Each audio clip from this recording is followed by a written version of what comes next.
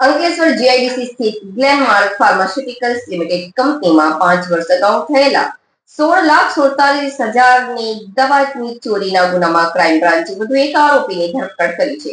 આ કેસમાં અગાઉ 6 આરોપીઓ ઝડપાઈ ચૂક્યા છે. વર્ષ 2017માં કંપનીમાંથી દવાઓની ચોરીનો મોટો મામલો સામે આવ્યો હતો. પોલીસ તપાસમાં ખુલાસો થયો હતો કે કંપનીના પ્લાન્ટમાં ઉત્પાદન થતા એટોવાકોન પાવડરના ઉત્પાદન રેકોર્ડમાં હેરફેર કરીને 4 માસ દરમિયાન કિંમતી દવાઓ ચોરીથી બહાર કાઢવામાં આવી હતી. કંપનીના સિનિયર ઓફિસર અરવિંદભાઈ પાટણવાડિયા અને કંપનીના નિયમ મુજબ ઉત્પાદનમાં 5% સુધીની વેરિએશન સ્વીકાર્ય હોવાની જાણ હતી. તેમણે આ જાણકારીનો દુરુપયોગ કરીને સહ આરોપીઓ તથા લેબરો સાથે મિલીભગત કરી વાસ્તવિક ઉત્પાદન કરતાં ઓછું ઉત્પાદન બતાવી એટોવાકોન પાવડર ચોરીથી બહાર કાઢ્યો હતો. ચોરાયેલો માલ સહ આરોપી દેવેન્દ્ર ગિરી મારફતે અન્ય ઇસમોને વેચવામાં આવ્યો હોવાનું તપાસમાં સામે આવ્યું હતું.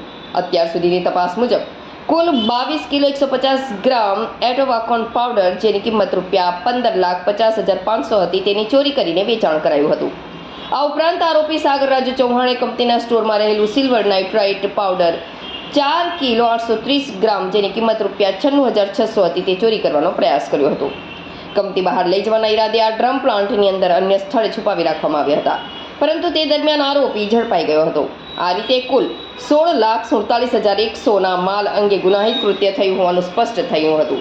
આ મામલે અંકલેશ્વર જીઆઈડીસી પોલીસ સ્ટેશનમાં આઈપીસી કલમ 381 અને 114 હેઠળ લેખિત ફરિયાદ નોંધાવવામાં આવી હતી.